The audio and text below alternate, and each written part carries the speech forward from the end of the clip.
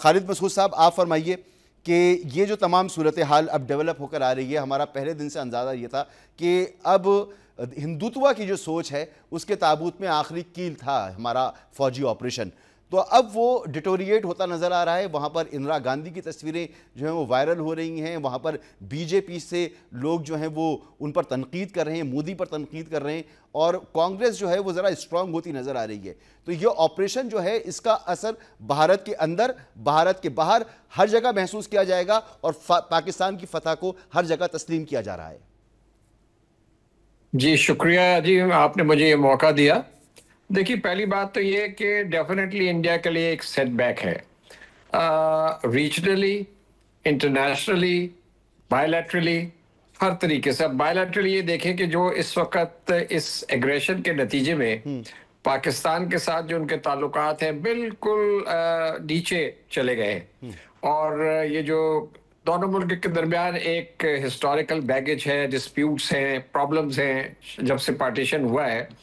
और मोदी सरकार ने अपने दौर में इस खलीज को बहुत बढ़ाया है, और ये जो अब लेटेस्ट इंसिडेंट हुआ है और जो लेटेस्ट एग्रेशन है, इसके नतीजे में तो बहुत बड़ी दीवार खड़ी हो गई है। और जिस तरह कल उन्होंने बयान दिया बड़ा ही ऑफेंसिव, तो जिसकी आज दफ्तर खारजा ने भी तरदीद की है, तो लगता है ये कि जो उनका माइंड सेट है, जो हिंदुत्व वाला जो आइडियोलॉजिकल उनका मैट्रिक्स है, वो चलता रहेगा। बहरहाल तो पाकिस्तान और इंडिया के ताल्लुकात में जो है बहुत ज्यादा तनाव है इस वक्त। एक तो ये है। ठीक, रीजनली आप ये देखिए कि जो पाकिस्तान की तरफ से उनको जवाब मिला एक रोबस्ट स्ट्रांग, तो उससे पाकिस्तान का प्रोफाइल बढ़ा है। यानी कि जो रीजन के कंट्रीज हैं बाकी जी, वो अब ये सोचने में मजबूर हो गए। एक तो ये कि कश्मीर का इशू जो है वो एक सेंट्रल इशू है इंडिया और पाकिस्तान के दरमियान, और ये दोनों ममालिक जो हैं ये न्यूक्लियर आर्म्ड स्टेट्स हैं। इनके दरमियान कोई भी तसादुफ जो है वो किसी भी